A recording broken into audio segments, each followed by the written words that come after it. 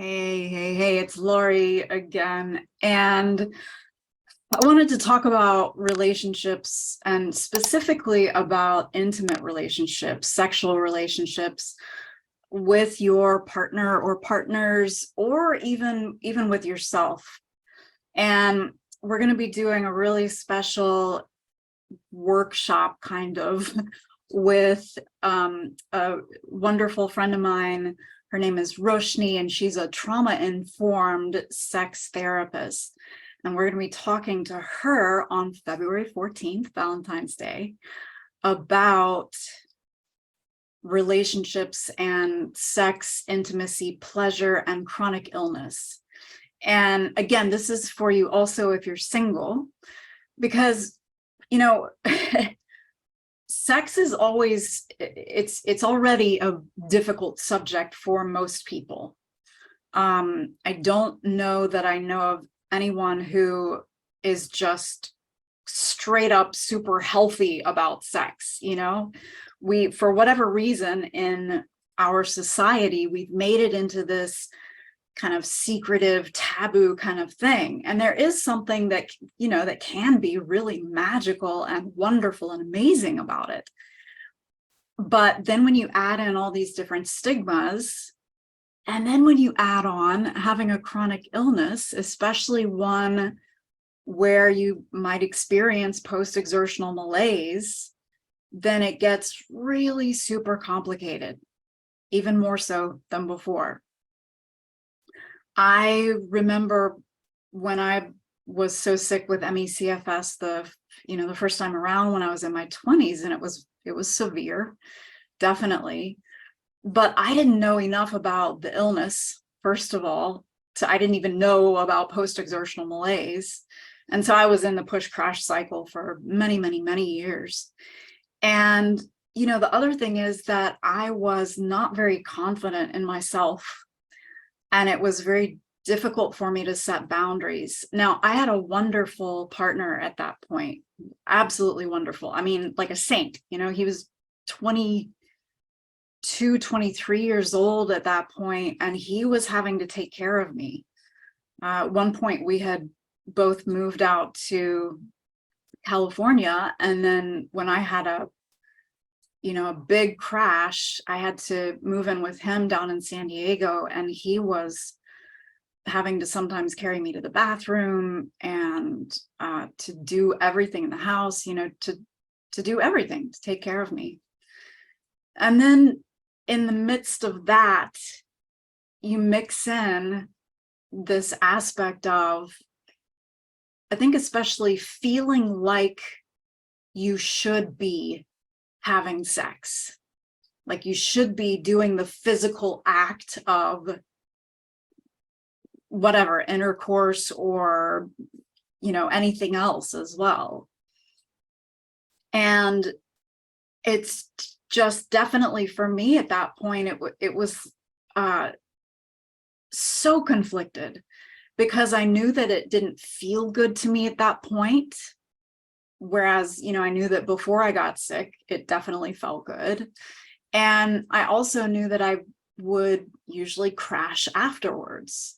And to try to convey that to my partner at that point was very difficult. He didn't understand what I was going through. I didn't understand what I was going through. It was like because it was never explained to me, and because the internet was still very new and there wasn't any information about chronic fatigue syndrome out there, about myalgic encephalomyelitis out there at that point, I didn't know what I was dealing with. And I think that I kept minimizing what I was experiencing, which meant that I was also minimizing it to him. And it meant that I wasn't comfortable setting any boundaries, right? So at that point, I wasn't even pacing. I didn't know anything about pacing, but I also still felt that pressure, not from him, but I felt my own pressure to, and even to try to be sexy, even though I felt like I was dying from the inside out. I felt that pressure to try to be sexy. So gosh, I honestly, as I'm talking about this right now, my heart goes out to my younger self, because of how difficult that is. And for you, if you're experiencing something like that, I want you to know that there are other people out there who understand. And also that this always comes back. I feel like that one of the big, wonderful gifts of this illness, and I know that that's a weird way to put it, and I say sometimes that, if somebody had told me when I was in my 20s that there were gifts to the illness, I probably would have just, I don't know, wanted to punch them in the face or something. But what I feel like this gift is, and what I keep coming back to here, is how do we define our own self-worth? Is it being seen as sexy? Is it being seen as or is it pleasing our partner? Or is it doing what other people are able to do? Or is it being, quote, productive in society? Is it making money? Is it providing for your family? Is it taking care of your children? Whatever that sense of worth, however you defined it before, you got to change that definition of your self-worth. And as you're doing that, that's where you start to say, hey, okay, these are my boundaries, period. This is a part of my pacing. I mean, honestly, sex, intimacy, pleasure in the place where you are still ill, where you are still recovering, it has to be paced in, right? It's like the spontaneous stuff, at least if you're in phase 1, 2, or 3. And if you're in phase 1 or 2, then it just might need to be off the table for right now. But if you're in, phase 2 or 3, then it's not going to be great to do it spontaneously, because it's usually going to end up leading to a crash for most people, right? That the full act of sex. Now for phase 4, that depends from person to person. And the other phases too, just, knowing yourself. So we go back to the pacing, right? We go back to, okay, how does this affect me? How does this affect me? How does this affect me? Like I said, for most people that I've worked with, the actual act of intercourse up until about phase 4 does end up causing a crash.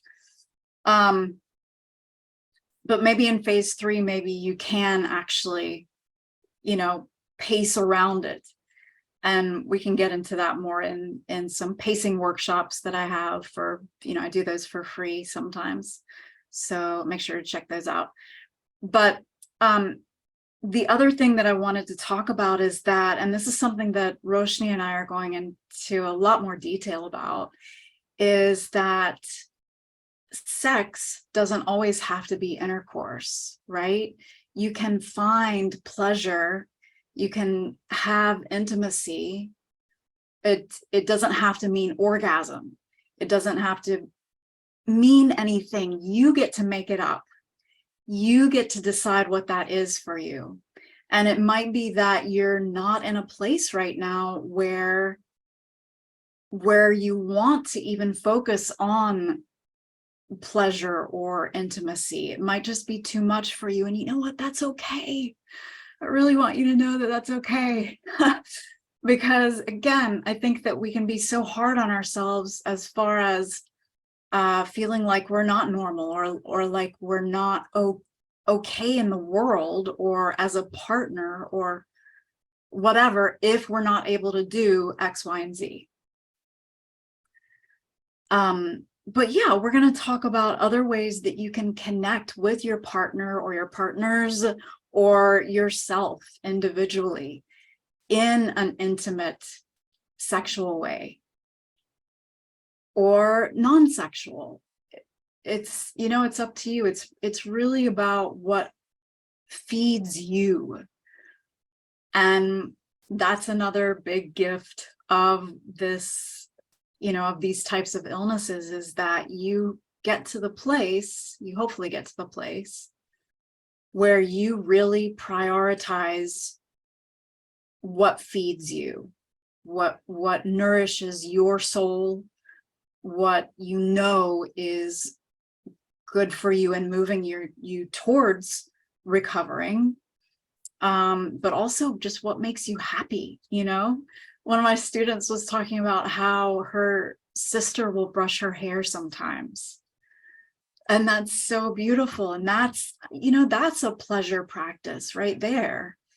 Of course, it's not a sexual one, but it's still a, you know, even just cupping your face and holding it, or imagining that you're doing that, if that's too much for you right now. I take my hot baths in the morning. I light candles. It's before anybody else has gotten up.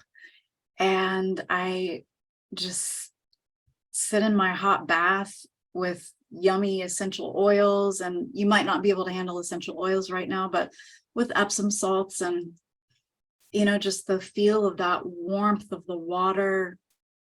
And I listen to some yummy, soothing music. I love beautiful chorus listen to, or if I'm listening to a fun audiobook.